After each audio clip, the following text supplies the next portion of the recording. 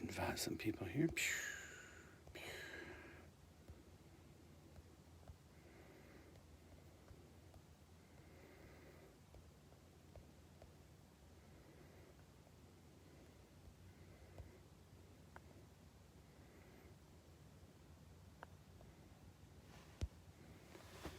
Okay. Don't correct your screen. It is dark on purpose. I'm going to do a little thing in a second when everybody tunes in. Hey, Yolanda, Sarah, Deborah, good to see you. You can't see me, can you? Ha, ha, ha. No, I'm in the closet to demonstrate something this morning. So, talking about light and dark. So, the closet is the darkest place I can find this morning. So, when we're in the dark, and it can feel scary. Like, I don't know what the heck's in here. Like, I'm always tripping over Leanne's shoes. There's probably some on the floor. But in the dark, we get really scared about what's happening, everything that's going on. When the dark really has, like, zero power. So here I'm in this closet, and you can tell it's dark, right? It's like, okay, what the hell is he doing this morning? But I'm not even going to flip on a switch. I'm just going to simply open the door. Hey, Luis. I can barely see in the dark here. So don't correct your screen. I'm in the dark on purpose. And so here I'm in the dark, and it can be very confusing and scary. But really all we have to do is I'm not going to turn the switch on. I'm just going to open the door. The closet may be scary, but the shadow isn't. So walking out of the closet, man, I don't even have a light on in here. It's just natural light. So the point I want to get here is that the shadow side of things really has no power over us. I mean, zero power. And it's important to keep bringing ourselves back to that, because as I'm sure you are too, hearing lots of other things about negativity here and there, and things are happening, and it's easy to get caught up in what's going on out there. And we need to bring our focus back to ourselves, back to our center. I'll share with you another experience I had. We don't have any street lights here, but in the neighborhood we lived in before, there were street lights. So as you're walking along, and here's a street light, and I like to walk when it's dark, just because I'm like a warm-natured person. So here's a light up here, and if you're walking towards the light, your shadow disappears, right? If you're looking at the light, like here's a light, I'm walking into it, it's above head. If I'm walking to it, my shadow is completely gone. That's me focusing on the light. And then the light stays all in front of me. Like there's nothing to see that is dark or negative, or my shadow, until I get past being right underneath it. So as long as I'm walking to the light, and then I walk in the lights right above me, there is absolutely zero shadow. That's me being in the light. And when we turn to the light, the shadow stuff is behind us, and it may be tapping on your shoulder. Hey, don't forget about me. Look at me. It's like the story of the Pharaoh, where Moses went to the Pharaoh and said, let my people go. And the Pharaoh was like, no. And then there were 7 plagues, which are like related to the 7 chakras, to let that ego, which is what the Pharaoh represents, the ego, that lower ego, the root chakra, the Red Sea, wants to hold on to everything, control it. So, and that shadow is behind you. So even though you may be running towards the light, that shadow can still be on your heels, like the Pharaoh chasing the Israelites. And then once you get right under the light, like you're in the light is like right here with you. There is absolutely no shadow. The shadow completely disappears. And then I noticed another thing. As you begin to walk away from the light, the shadow starts to show up, right? First it's just small, but the further I walk away from the light, the bigger the shadow gets. And man, to me, that just totally represents what's going on with duality, with light and dark. Because really, when you look at night and day, they're actually complementary. They do help life be. If it was just sun all the time, we would crispy burn up. And if the moon was there, we would freeze.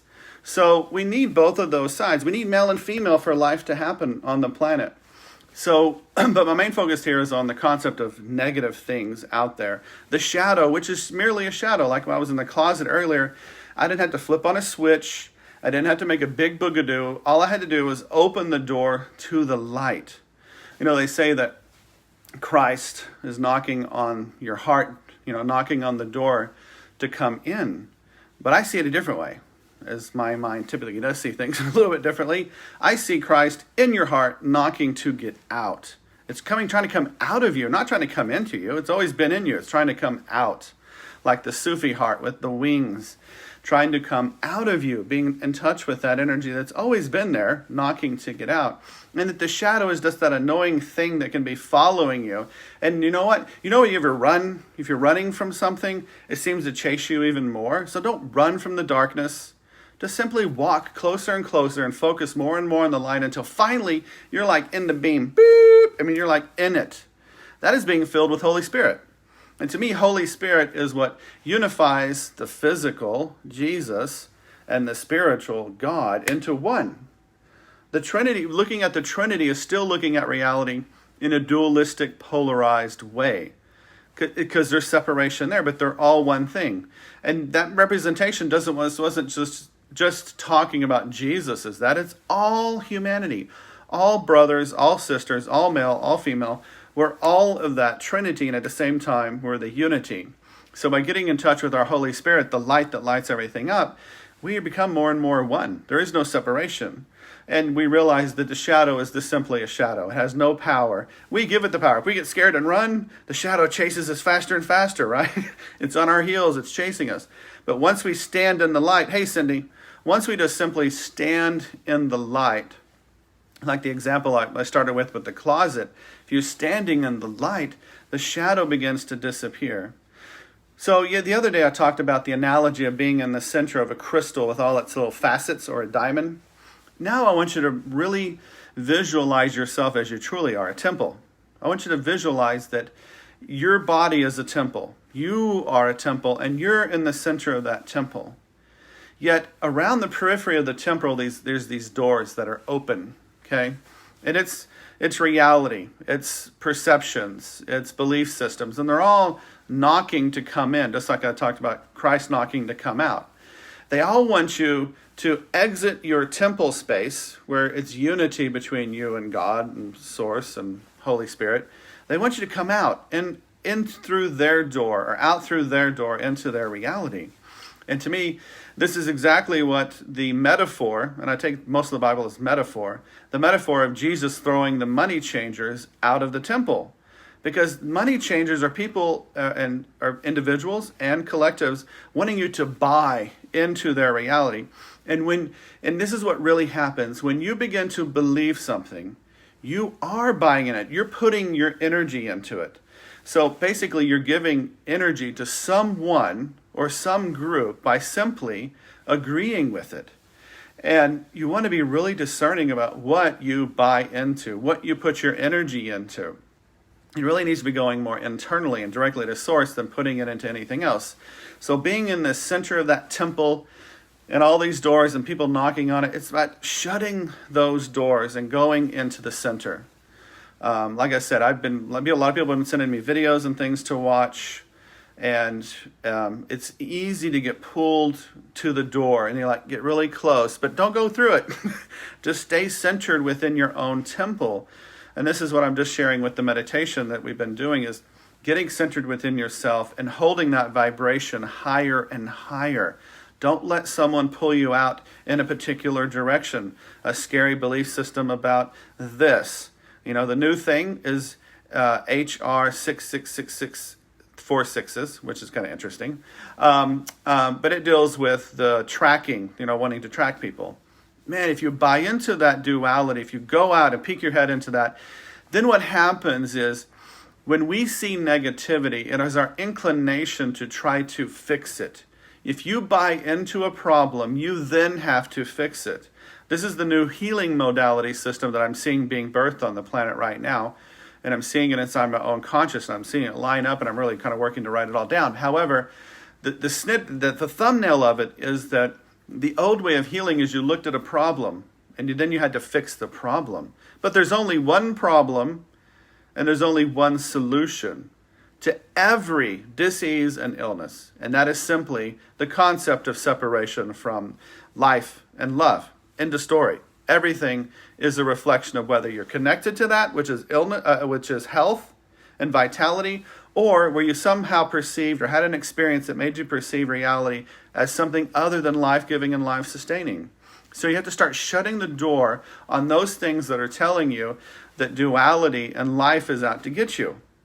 And it goes against our programming of duality, because once we see a problem, we feel like we have to fix it. Abraham Hicks talks about how humanity wastes more time trying to fix a problem than just being and embodying the vibration of the solution, or what I call solution. Everything has a solution, a soul you, and that is your solution to every problem. So, saying all of that, just staying in the center of your temple, your body, being in that diamond space that I've been sharing with you all this time, which actually what we've been doing is not just doing this energy exercise, it's an attunement. Much like a Reiki attunement for people who have done Reiki, we're attuning to your higher self.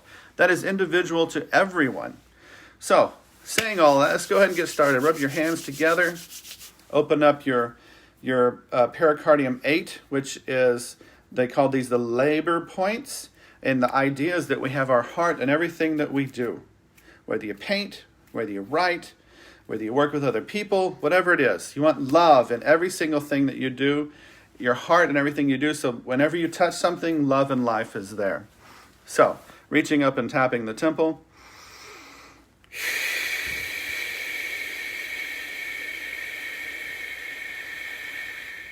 Sweeping out the temple of all that debris, all the money changers, the perceptions and beliefs inside you, outside of you, trying to get your attention and your money and your energy and pulling you this way and that way. And stop the insanity. So tapping the temple area,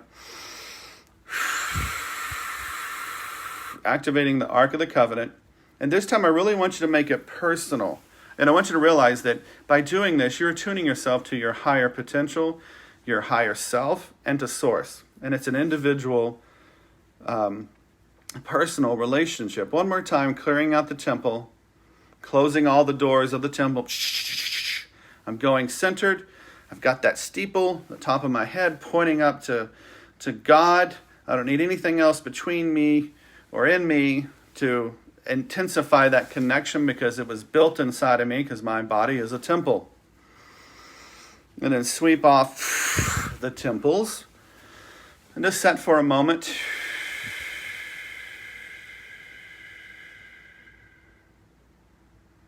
I want you to focus, before we go into the heart space, focus on, and maybe even when you enter the heart space, communing with Source, God, how you can hold more and more light. How can you be in that space of holding more light, being more positive, and pulling the energy in? In other words, we're not fighting duality, we are shifting duality from the inside out. Just ask yourself that.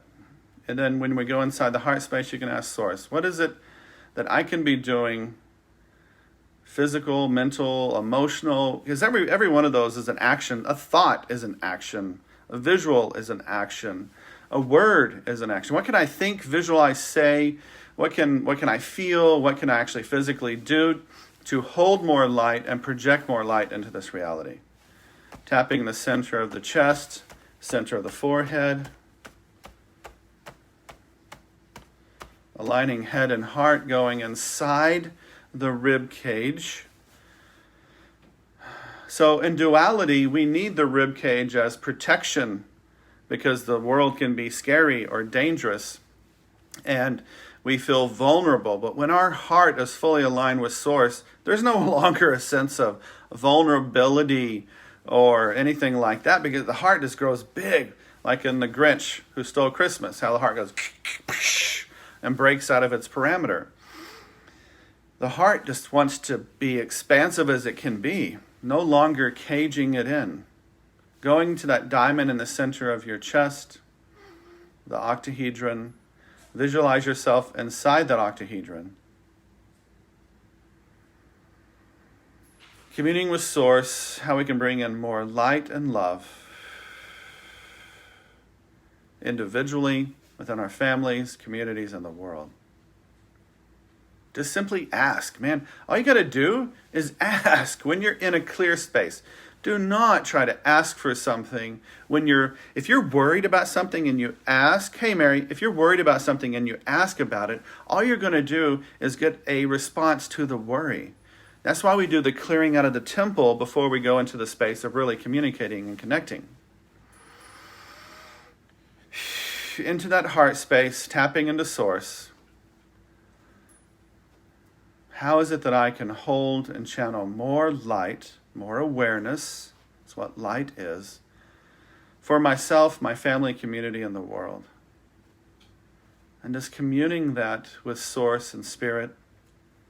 And again, this is an attunement to your higher self, the new Eden, shifting our vibration from shadows of light and dark, duality, polarity, and bringing those into oneness, which is what it's all about. There is a trinity to explain our unity.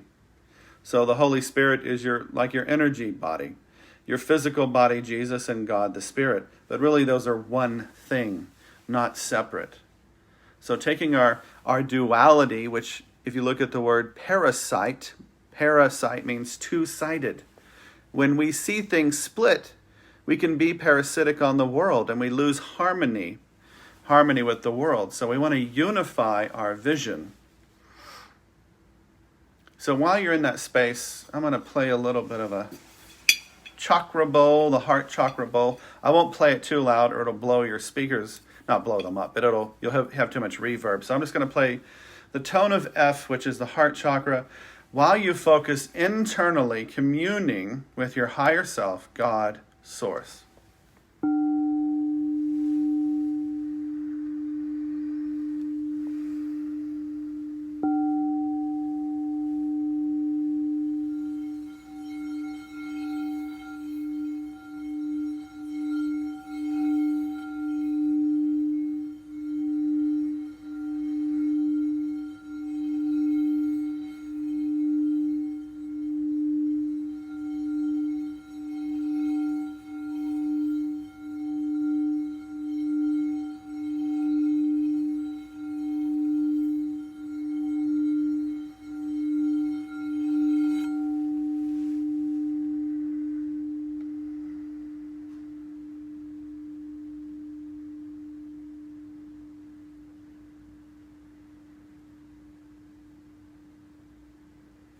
Holding that heart vibration within yourself, stabilizing it, anchoring it within you so that we birth reality out through our hearts.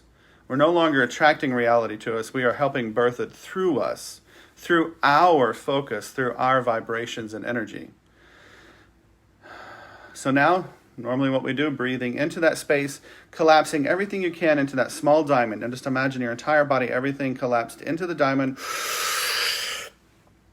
And then as you breathe out, an explosion of energy, like a supernova, spirals out from that octahedron in all directions from your heart space. Holding all the vibrations of the thoughts, the visuals, and the words that you took in to source.